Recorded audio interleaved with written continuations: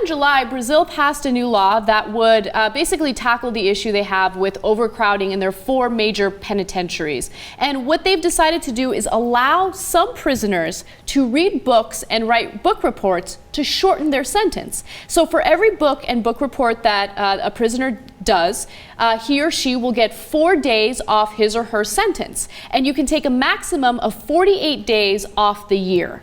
Now, if there weren't for the maximums, if I was in a Brazilian jail, I'd be out in like 4.5 days. I'd be like, oh, just roll one library cart after another in here. I'd be like, read it, report, read it, report. I'm like, okay. When do I get out?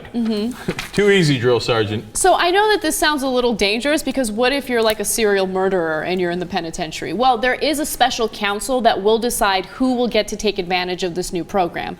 But I think it's interesting. I think it's a great way to focus on educating, rehabilitating, as opposed to punishing to the point where they're just hardened criminals for the rest of their lives. So it's called redemption through reading? Yes. All right, that's cool. Look, you know, it's an interesting program. It's a little between us and Norway, so I think I kind of agree with it. In the past, we've discussed how Norway has this, you know, rehabilitation system that is, in my opinion, way too soft. And yes, the rate of recidivism is much lower, so there's a lot to be said for it. But then that guy who shot all the kids is complaining that he doesn't like the decor in his suite. Oh, for fuck's sake, right? Now, on the other hand, we're brutal, and by the way, we lock up people we shouldn't lock up in the first place for minor drug possession, etc., and then we treat them in the most horrible ways and have almost no rehabilitation. We've given up all pretense of that here in the U.S.